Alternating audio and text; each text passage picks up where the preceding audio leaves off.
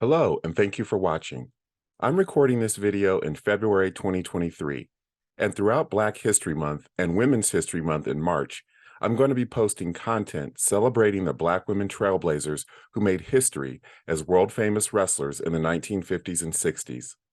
I made a documentary about these fabulous women called Lady Wrestler, and it's available to watch on Amazon Prime Video.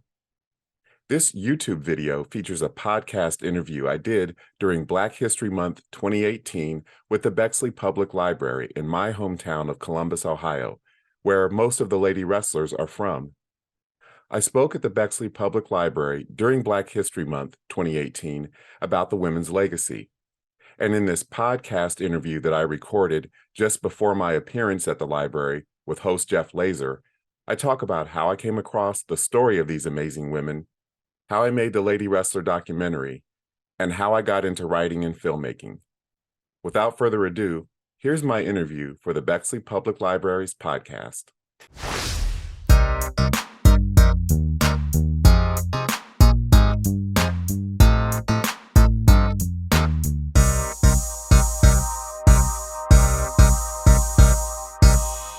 Hello, and welcome to the BPL podcast. I'm your host, Jeff Laser, and we have a very special guest with us today, local author, reporter, and filmmaker, Chris Bournet. So Chris is doing a program here at Bexley Library at the end of the month. So he has a documentary coming out titled Lady Wrestler, The Amazing Untold Story of African-American Women in the Ring. So Chris is presenting at the library on Tuesday, February 27th from 7 to 8:30 p.m. So we're just going to talk a little bit about his program, his background, other projects he's worked on. So Chris, why don't you tell us a little bit about where you grew up, how you started your career, if you'd like. Sure. Yeah, and thanks again, Jeff, for having me on. I appreciate it. Absolutely. Yeah, so I first of all have to mention that Bexley Public Library was my very first library card. I grew up in this area on James Road in the Eastmore area, so I would always ride my bike over here as a kid. And I remember when there were typewriters where the computers are now. So it's a real honor to be here and to I feel like I'm kind of coming full circle by actually doing a presentation here at the library. So it's a real honor. I'm really looking forward to it. Very cool. Yeah. I think things have changed just a little bit since the, just a little the typewriters. Yeah, thankfully. So I grew up always wanting to be a writer. My mom enrolled me in creative writing classes. I went to Holy Spirit Catholic School in Whitehall. I went to Eastmore and Fort Hays for high school. Then I went to OSU for college. I majored in English. But I always wanted to be a writer and always wanted to be a filmmaker. And I never really thought about why you couldn't do both. So I always grew up like writing short stories and plays and always kind of idolized people like Spike Lee. And also I kind of looked up to people like Quincy Jones and Debbie Allen, who were like, they call them multi-hyphenates, where they do a lot of different things, where they're, Quincy Jones is a musician and a producer, and he produced movies and was a publisher at one time. So I always kind of aspired to do many different things, but always something creative. Yeah, absolutely. I mean, Quincy Jones, talk about someone to look up to. Absolutely. He only produced the best-selling album of all time and Michael Jackson's Thriller. So Exactly. Yeah. Yeah. And then, so after college, I started working at an African-American newspaper called the Call and Post, and worked at various newspapers over the years. And I eventually ended up at This Week News. And so for the past 4 years, actually, I've been the reporter for This Week in Bexley. So I have a very local tie. I'm very familiar with Bexley and love the community. The community's always been very welcoming to me. And even though Bexley is landlocked, it's an inner ring suburb, there always seems to be something interesting going on in Bexley. Yeah, absolutely. So what was your inspiration behind starting a project like Lady Wrestler? Well, it was interesting. So this was back in 2006 when I first embarked on this project. Mm-hmm. There's a local public relations specialist named Terry Anderson. He's also an African-American man like me. And so I would occasionally call him for story ideas for the newspaper. And he would always tell me, he'd say, Chris, there's this really interesting woman that I grew up with. I was friends with her daughter. Her name's Ethel Johnson. And when we were growing up, she always had bodybuilders and wrestlers and actors and different colorful characters hanging out over her house. You should interview her sometime. So I sat down and interviewed her. She was gracious enough to do an interview with me. And she just had these amazing stories of being a professional wrestler back in the 1950s and 60s. And she talked about going all over the world, Latin America, parts of Canada, Australia, Japan. And she and her two other sisters, Marva Scott and Babs Wingo, were also wrestlers. And then when they would travel in the South, when they were abroad, they would like be worshipped like heroes. But then when they traveled in the South, they would have to go in the back door of restaurants because of Jim Crow. They'd have to stay in segregated hotels. But what ended up happening because of that was they became friends with a lot of African American entertainers and athletes who were in the same situation. So she told stories about like sitting in the lobby of a segregated hotel playing cards with Little Richard, or Ike and Tina Turner staying in the same hotel as them, or Ray Charles, or the Harlem Globetrotters. And she actually talked about Joe Louis, the boxer. She actually became friends with him, and he refereed some of their matches. So she just had this really amazing story, and come to find out there were dozens of women like her. Wow, yeah, I'm sure there was, a wealth of stories that she would have to present, and such a unique experience. Yeah, so I originally wrote her story for the Dispatch, and it came out during Women's History Month in March 2006. And the Arnold Classic was going on at the same time when the story came out, and the Arnold Classic people called me and were like, wow, we never knew there were women wrestlers back then. We'd like to give Ethel a Lifetime Achievement Award. While by this time, she's retired, she's a grandmother, she didn't really like the spotlight, so she said, tell them I said thanks, but no thanks. So I just kind of felt like, wow, she has this amazing story. There's other women like her. Their story shouldn't just be kind of limited to this one newspaper article. I've always wanted to be a filmmaker. Let me ask her if she'd agree to be interviewed on camera. And she said yes, to my astonishment and delight. And then I also interviewed Ramona Isbell, who was another lady wrestler back in that same time period, and the children of Marva Scott and Babs Wingo, Ethel's two sisters. It's so great that you're able to bring these stories to light and do it through something that sounds like has been a passion of yours for so long. Absolutely. And finally get to create a film. Yeah. Sounds like a perfect match. Yeah. So about the film. So in addition to we have our program here at the library, right, which again is February 27th at 7 p.m. I believe that the premiere is here in Columbus. Is that correct? Yeah, it's going to be at the Wexner Center for the Arts on March 29th. And actually, I did all the post-production at the Wexner Center. Actually, a friend of mine from high school that I went to Fort Hays with, we were in the radio and television program together, Paul Hill, he's an editor there. They have this program called the Film TV Studio Program, where they bring in filmmakers from really all over the world, and they basically give them free post-production. And it was amazing because I'm not classically trained as a filmmaker. My degree is actually in English.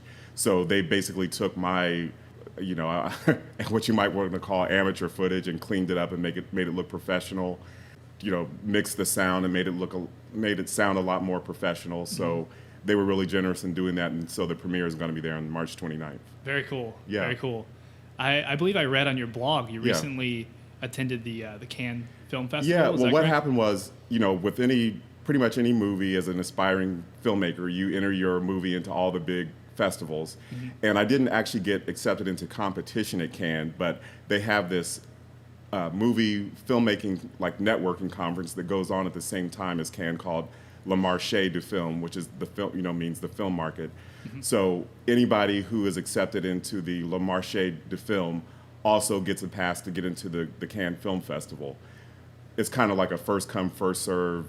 You get into this screening with such and such a movie if you put your name on the list ahead of time or whatever. So it was really an amazing experience, because not only did I get to network and meet filmmakers from all over the world, but literally I just stood on the red carpet and saw people like Colin Farrell and Nicole Kidman and Jessica Chastain and Emma Thompson and Ben Stiller and Adam Sandler and star after star after star just walked by me on the red carpet. And I actually got to go to the premiere of a movie with Isabelle Huppert, who's the French Meryl Streep. It was the world premiere of her movie. Got to be in the screening with her and the other actors, and so it was really an amazing experience. Yeah, it sounds like absolutely the perfect experience as an aspiring filmmaker. Absolutely.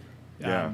So you have experience as a writer and a journalist, but you've always been interested in filmmaking. I was curious, what was your experience like making a film versus something maybe that you had been doing more, for longer in your career, such as Yeah. writing or? Well, obviously, yeah, with writing, pretty much anyone could do it. I mean, of course, it takes a lot of skill to do it well or to do it at a level where you're selling a lot of books or whatever. But with filmmaking, it's so much more technical. It's just not a matter of picking up a pen and paper or turning on your laptop. So the technical things I kind of learned as I went along. I was actually inspired by Robert Rodriguez. I read his book Rebel Without a Crew about him making El Mariachi. And I thought, okay, well, he's the same age as me. He just picked up a camera, and he actually used, I think, a regular tape recorder to record the audio. I'm like, wow. If he can do that, then in 2006, technology has come kind of a long way. So that was in the 90s when he did that. So I just used a digital video camera that I got used from the old Core camera that used to be on Fifth Avenue in Grandview. And I ordered like a boom mic and did a lot of the interviews and stuff myself. Now, if I had to do it all over again, I would probably hire a cinematographer and a sound recordist, but it was just like, sort of like I was so naive, I just kind of jumped into it, and the end result is the end result, so I hope Right. people like it. Well, yeah, I mean, and there's something to be said for that sort of DIY, Yeah, exactly. It's a project of passion, so I'm going to do Yeah. it all myself and, Right. Work out the kinks along the way. Right, and I grew up in that era where people like Kevin Smith and, like I said, I idolized Spike Lee, where although Spike Lee went to NYU Film School, but I grew up in the era where a lot of people like, and Quentin Tarantino were just passionate fans of cinema who just decided, I can be a filmmaker too. I've sat in theaters my whole life, I've watched movies and love them, I can do it myself. Yeah, it's sort of a great thing about being alive in the year 2018 Yeah. and the way using that sort of more accessible Right. technology to do things that you've always wanted to do. Right, exactly. So in 2016, you co-wrote a book with Raymond Lambert Yeah. about the legendary Chicago Comedy Club, All Jokes Aside. Right. Can you tell us a little bit about that project? Yeah, All Jokes Aside was a comedy club that was really popular in the 1990s. Pretty much any famous African-American comedian you can name got their start there, like Chris Rock, Steve Harvey, Monique, who went on to win an Oscar, Dave Chappelle. And how I came across this opportunity to co-write the book with Raymond was actually another local connection through Will Haygood, who we both started out working at the Call and Post newspaper. Actually, Will worked there in the 80s and I worked there in the 90s, but Will eventually got hired at the Boston Globe and the Washington Post.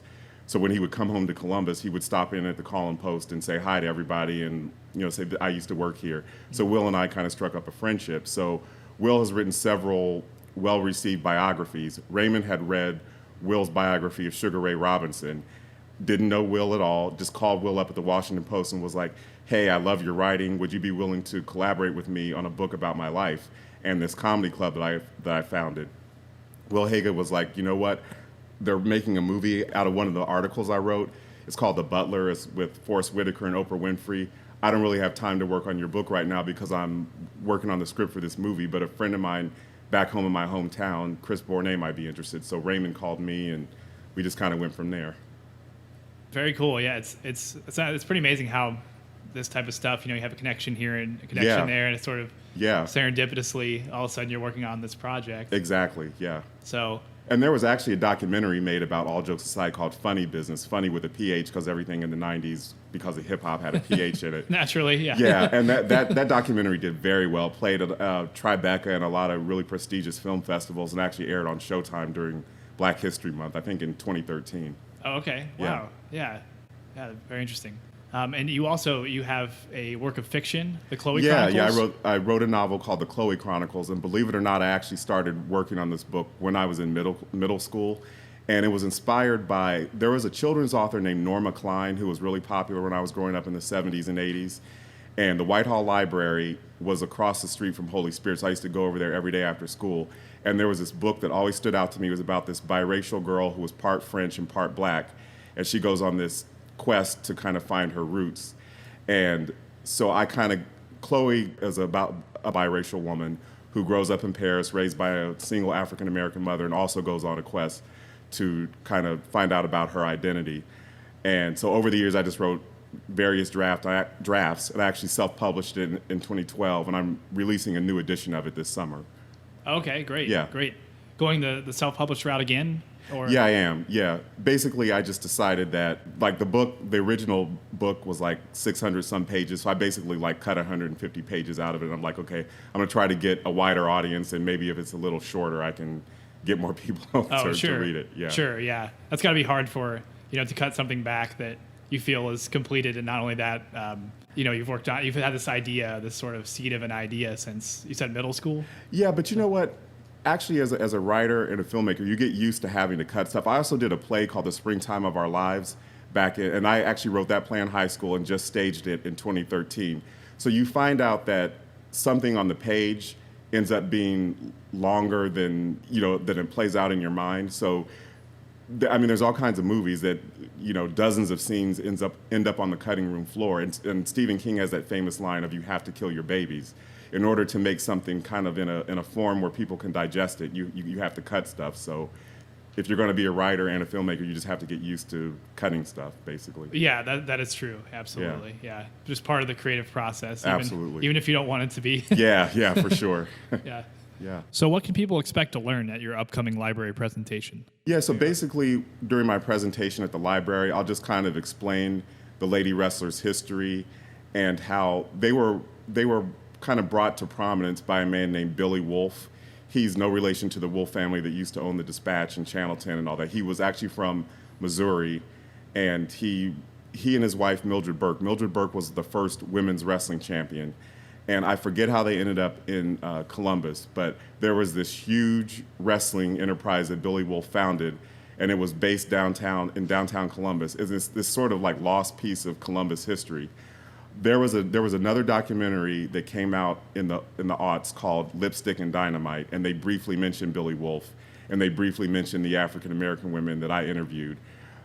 But actually, another person who helped me with the documentary was this reporter named Jeff Lean, who's a colleague of Will Haygood's, and he said, Jeff Lean wrote a book about Mildred Burke called Queen of the Ring, and he was like, I interviewed him for the documentary, and he was like, if you're really going to research this story, you need to go to the University of Notre Dame. So I went there a few years ago. And I mean, there was just boxes and boxes and volumes of like press clippings and letters from the women to different promoters saying, I need this, this, and this for when I come and wrestle in Sydney, Australia next month.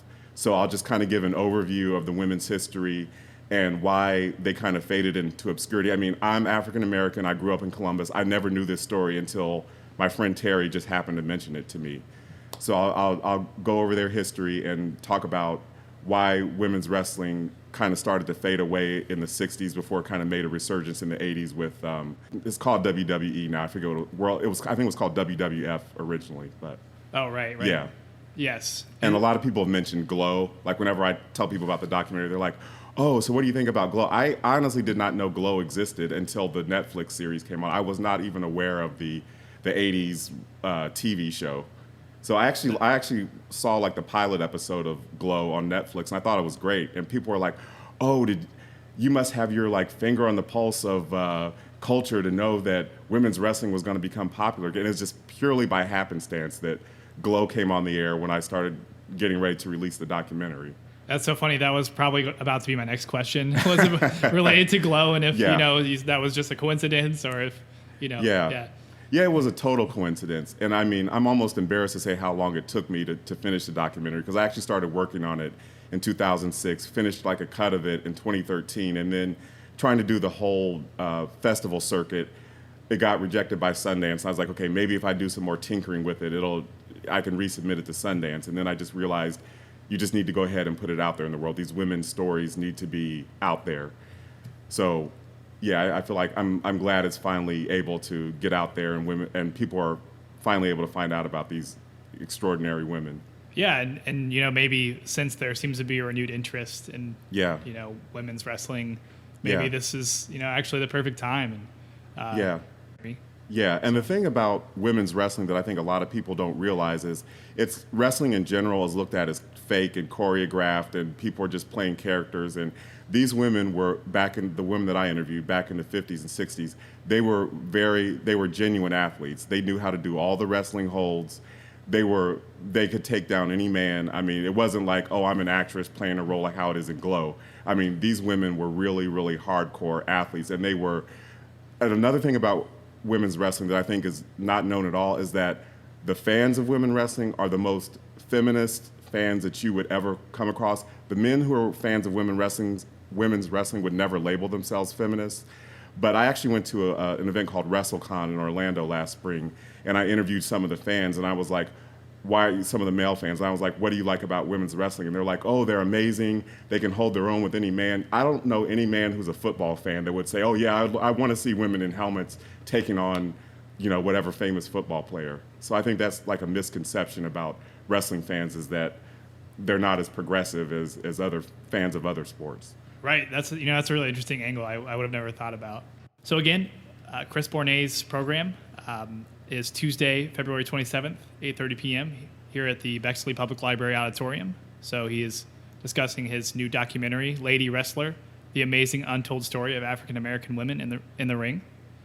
And come and check out the program and learn more about it. And then be sure to check out the premiere of Lady Wrestler, which is Thursday, March 29th at the Wexner Center for Arts.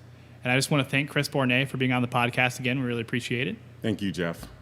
And that's all the time we have for today's podcast, so thank you for listening.